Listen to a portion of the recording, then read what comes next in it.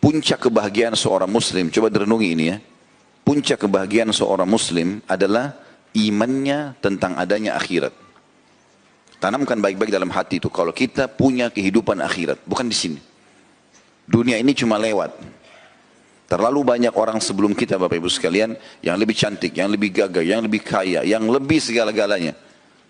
Tapi kalau kita lewat di kuburan yang merupakan batu nisan dan tanah yang kalau kita lihat yang masih hidup ini, di dalamnya ada orang-orang itu. Mereka banyak sekali yang lebih dari kita, tapi mereka juga sudah meninggal dunia. Dunia ini sehebat apapun kita mengejar prestasinya akan kita tinggalkan. Nanti kalau kita meninggal, semua cuma jadi kenangan. Dan itu di hari-hari pertama saja.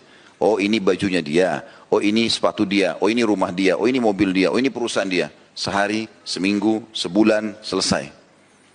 Semua akan ditutup. Orang akan lupakan. Dikenang sesekali, setahun sekali. Ya, ada orang subhanallah tidak dikenang lagi oleh kerabatnya. Apalagi kalau orang-orang yang jauh dari agama. Mereka sudah tidak mendoakan lagi si mayit. Gitu ya. Sedangkan orang-orang soleh saja kadang-kadang masih lalai mendoakan orang yang sudah meninggal. Apalagi orang yang dasarnya jauh dari agama. Maka ini fakta-fakta lapangan yang sudah real, yang sudah bisa kita lihat dan sudah dilalui oleh banyak manusia, miliaran manusia semua kita sudah meninggal dunia. Kita pun akan begitu. Dunia ini sebentar, kita akan menuju ke akhirat. Beriman tentang adanya akhirat dan kehidupan abadi di sana, adanya surga dan kita sering membacanya, itu akan mendatangkan kebahagiaan yang luar biasa. Karena cobaan apapun di muka bumi jadi kecil. Lumpuhkah, gangguan orang kah? Kalau kita hubungkan sama akhirat, ya sudahlah, saya nggak bisa ambil hak saya dari dia sekarang, saya ambil di akhirat. Kita tahu ada akhirat. Di sini di dunia miskin, di akhirat tidak ada yang miskin. Bahkan mayoritas penghuni surga itu adalah orang-orang miskin. Karena mereka hisapnya mudah.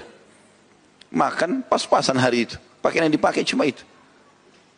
Dan akhirnya tidak ada hisap hari kiamat. Orang yang dihisap adalah orang yang kaya, yang banyak macam-macam fasilitasnya. Allah akan tanya, nikmat ini kau pakai untuk apa, dari mana asalnya.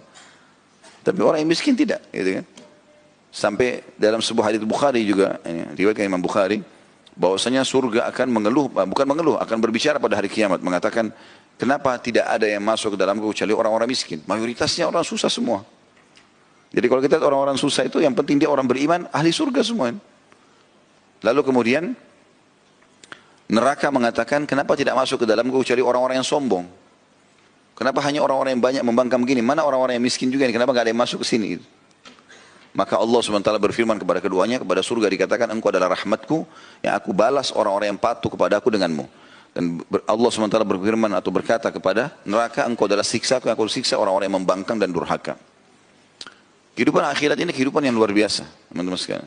Abadi, tidak lagi penyakit, nggak ada gangguan orang, tidak ada kesusahan apapun. Tidak ada kesusahan.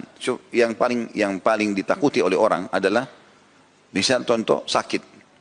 Kalau ditanya orang, mau sakit nggak? Orang jawab tidak mau. Yang paling pertama dihilangkan di surga nanti adalah tidak ada penyakit.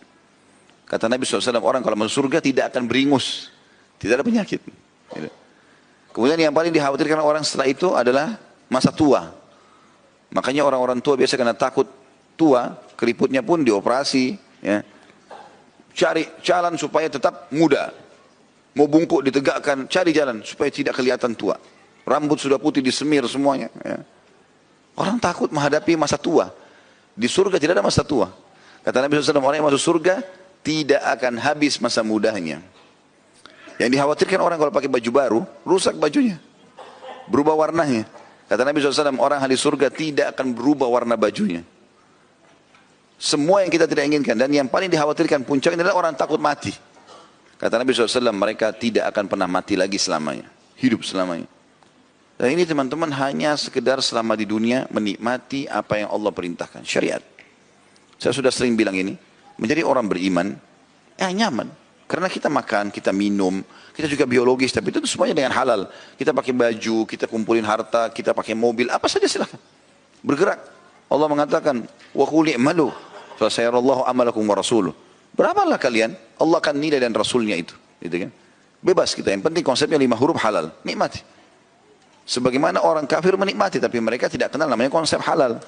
Tidak terkontrol gitu. Kalau orang beriman teman-teman dan beramal soleh ini tidak bisa makan, tidak bisa minum, tidak bisa tidur, nggak bisa apalah, semua tertahan. Orang kafir semuanya bahagia, enak misalnya. Mungkin wajar orang tidak menjadi orang beriman. Tapi kita di dunia ini nyaman. Makin dekat dengan Allah, makin sehat badannya, ya makin kuat pandangan matanya, makin banyak rezekinya. Coba praktikin sederhana. Coba hijrah 100%, jadi orang baik. Allah mudahkan semua urusannya. Sampai pada hal-hal yang kecil. Sampai hal kecil, apa saja, kita baru ngomong, pengen ini ya, tiba-tiba ada yang kasih, Allah kasih. Seringkali begitu kita lalui kan, kadang-kadang pengen makan ini ya, tiba-tiba ada makanan tersebut. Loh, subhanallah, baru bicara sudah dikasih sama Allah. Makin dekat dengan Allah, makin dimudahkan. Di dunia kita bahagia, di akhirat kita lebih bahagia lagi. Maka beriman tentang adanya akhirat ini membuat seseorang mukmin tenang. Dan siapapun yang berbuat baik di dunia ini, tidak cukup dia nikmati di sini, dia punya rumah yang bagus, dia punya kendaraan yang bagus, dia punya pasangan, punya anak-anak, punya segala macam prestasi dunia. Plus lagi yang terbaik yang dia kerjakan di dunia ini Allah nilai, Allah kasih juga nanti yang terbaik di akhirat sana. Menjadi balasan buat dia.